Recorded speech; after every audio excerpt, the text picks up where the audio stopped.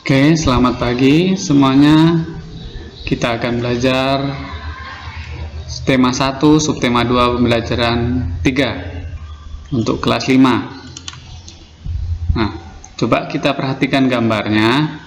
Ini ada gambar kepadatan penduduk Indonesia menurut provinsi tahun 2010. Jadi sudah 10 tahun yang lalu, ya. Sekarang sudah berubah. Nah, kepadatan penduduk bisa kita lihat di sini dari warnanya, dari warna yang merah dan sebagainya di sini. Nah, ini yang merah paling padat ya, yaitu 1299 per kilometer persegi. Nah, yaitu ini Pulau Jawa dan Pulau Bali, itu yang paling padat. Terus untuk ini Papua, ini pulau yang kurang padat ya. Jadi hanya 10 orang per meter perseginya. 10 orang, jadi sedikit. Oke. Nah, kita lanjut.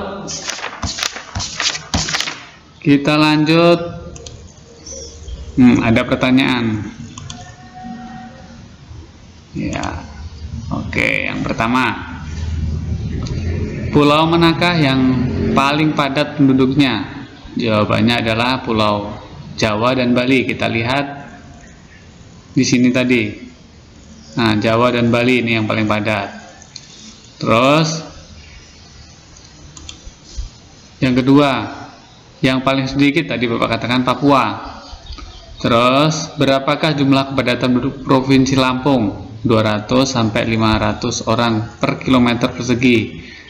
Nah, terus yang keempat, berapakah jumlah kepadatan penduduk Provinsi Papua Barat? Tadi udah Papua ya.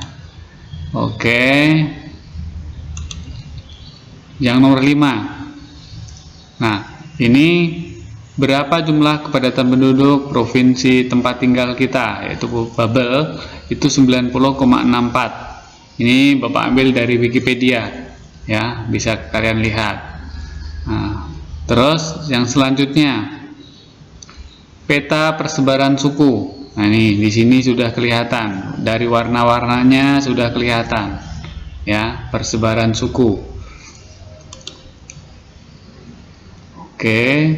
Nah, selain keragaman suku bangsa, Indonesia juga dipengaruhi keragaman agama. Saat ini ada 6 agama yang diakui oleh pemerintah untuk dianut masyarakat, yakni Islam, Kristen, Katolik, Buddha, Hindu, Konghucu. Dan Islam itu menjadi agama dengan jumlah pemeluk agama terbesar di Indonesia. Oke. Nah, yang ini adalah nilai-nilai Pancasila yang mencerminkan nilai-nilai Pancasila. Ini sebenarnya ada banyak, Bapak hanya tampilkan 3 saja ya, sebagai contoh saja. Nanti kalian bisa cari sendiri. Nah, ini seperti ini, bangsa Indonesia memberikan sebuah pernyataan bahwa memiliki sebuah kepercayaan dan takwa serta keyakinan terhadap Tuhan, keberadaan Tuhan yang Maha Esa, karena ada agama tadi. Terus yang kedua, sila kedua, nilai-nilai luhurnya apa saja? Ini juga Bapak hanya sebutkan 3, tetapi sebenarnya ada banyak, kalian bisa cari sendiri. Yang Bapak akan bacakan yang ketiga, nih, meningkatkan sikap maupun perilaku untuk saling mencintai antar sesama manusia.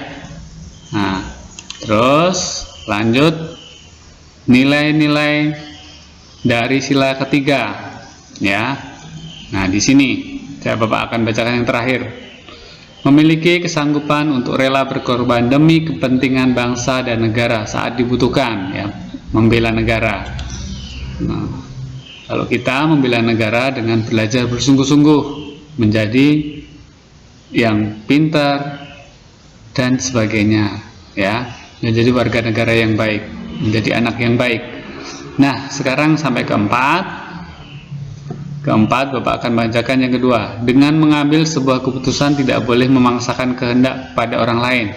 Nah, ini contoh mencerminkan nilai-nilai Pancasila yang keempat. Nah, sekarang yang kelima, keadilan sosial bagi seluruh rakyat Indonesia. Ya, ini Bapak akan bacakan yang terakhir aja, yang kedua aja. Meningkatkan perilaku berkeadilan terhadap sesama warga negara yang menunjukkan sistem demokrasi Indonesia. Ya, ini bisa kalian pahami. Jadi Bapak hanya menyebutkan 1, 2, dan 3, tetapi sebenarnya ada banyak. Oke. Nah, ini kalian juga bisa dilihat di bukunya tentang di halaman 85 ya. Di halaman 85 itu hal-hal yang sesuai, yang tidak sesuai dengan Pancasila. Ini hal-hal yang tidak sesuai. Ada di sekolah, di rumah, di masyarakat. Contohnya kalau di sekolah mencontek, berkelahi, kalau di rumah malas-malasan, kalau di masyarakat mencuri dan sebagainya. Ini contoh-contoh saja. Jadi ini hal-hal yang tidak sesuai dengan Pancasila, yang bertentangan ya. Oke. Nah, kita lanjutkan lagi faktor yang membuat bangsa Indonesia menjadi sebuah bangsa yang besar. Jadi ada beberapa faktor. Ya, nih faktornya ada 6 faktor. Yang pertama, nilai luhur yang hidup di tengah-tengah masyarakat. Wilayahnya yang luas berupa kepulauan, letak geografis dan strategisnya. Jadi strategis itu bisa dijangkau oleh semua, ya. Terus besarnya jumlah penduduk. Terus keragaman suku, agama, ras, golongan, keragaman budaya, sosial, ekonomi. Nah, suku sudah tahu, agama sudah tahu, ras, golongan, budaya juga berbeda, sosial juga berbeda, ekonomi juga berbeda. Ya, itu beragam. Ya, ada ekonominya mampu, ada yang kurang mampu. Nah, sosialnya, budayanya juga berbeda-beda. Oke. Keragaman ini bukanlah menjadi pemecah, justru menjadi pemersatu bangsa dengan berlandaskan Pancasila. Jadi keragaman itu disatukan dengan berdasarkan Pancasila. Karena apa? Dasar negara kita itu adalah Pancasila. Ya, dasar negara kita adalah Pancasila. Nah, kalau lambang negara kita adalah burung Garuda. Nah, itu oke. Iya. Terima kasih, selamat belajar, salam sehat. Nah, itu untuk belajar hari ini. Terima kasih, salam sehat untuk kita semua.